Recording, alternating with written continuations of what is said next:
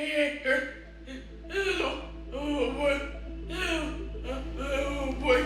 so Blue Cross and Blue Shield put it as total ineligible amount of $906.18, and that is because charges exceed Blue Choice scheduled as maximum allowance for their overbilling. Exactly. I just said that. I told my husband.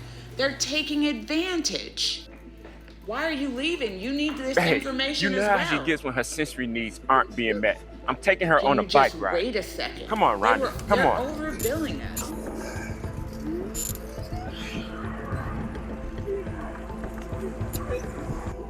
I feel so bad that my sister has FOXP1 Syndrome. It makes it so much harder for her. That's how it is. There's no chilling in a Parker household. Whether it's swimming, bike riding, to the park, we just have to do this for Rhonda-Rene because it's actually easier to do that than to deal with the disruption around the house if she isn't getting her sensory needs met. We need Rhonda-Rene to have therapy, and now she is not getting it. Rhonda-Rene, what is your daddy's name? John. Say, my daddy's name. John. No, you have to wait till I'm all done. Now you're going to say, my. My 10. No. I want you to tell me what your daddy's name is. So you have to say, my daddy's name is Dawn. Daddy's name is John.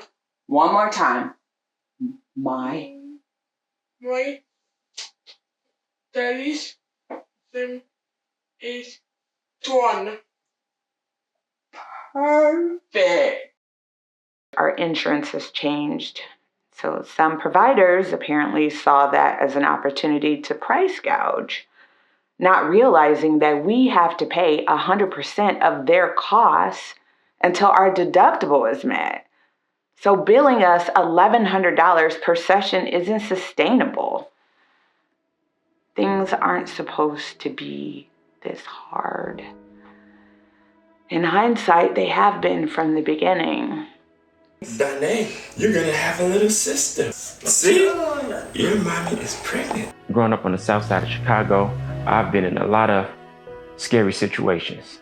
But at no moment ever in my life have I been more scary than I was during this birth and delivery of Rhonda-Rene. So during Rhonda-Rene's delivery, she got lodged in the birth canal. She started losing oxygen. It required an emergency C-section.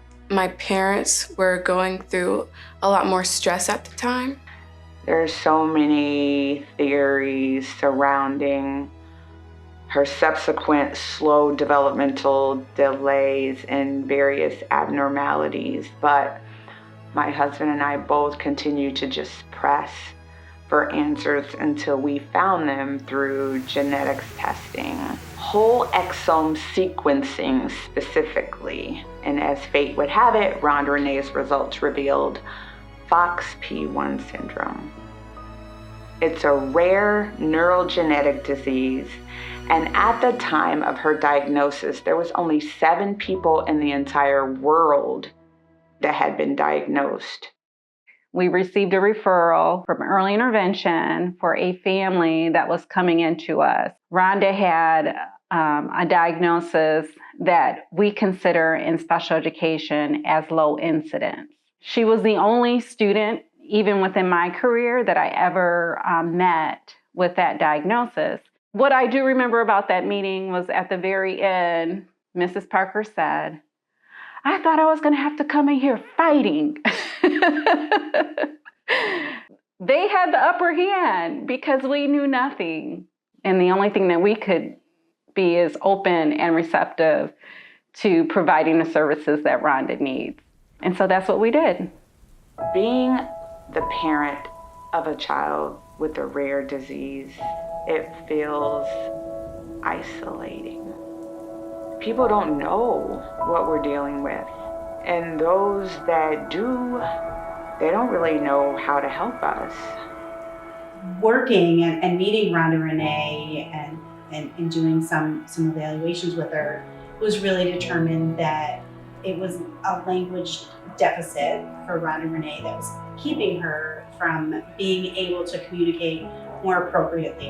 Rhonda-Rene was seeking so much attention and love.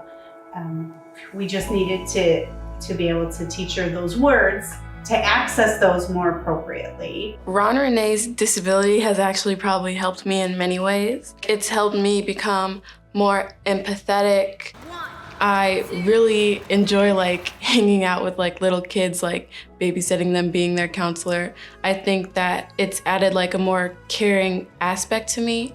Having Rhonda-Rene properly diagnosed with FOXP1 syndrome was only the first step in getting her the medical and therapeutic care that she absolutely needed.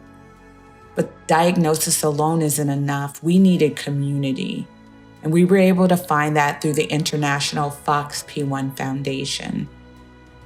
There we've been able to share stories with one another. We provide support, we receive support, and we participate in research.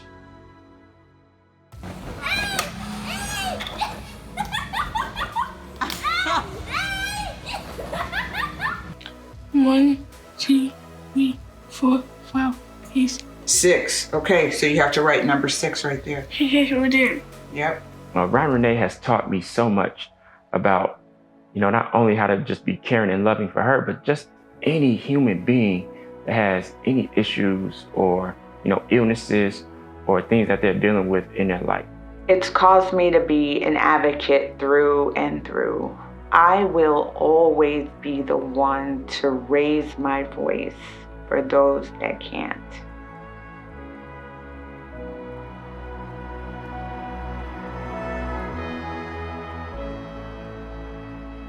If you are a person with a rare disease, or you are a caregiver of a loved one with a rare disease, we encourage you to not have this journey by yourself.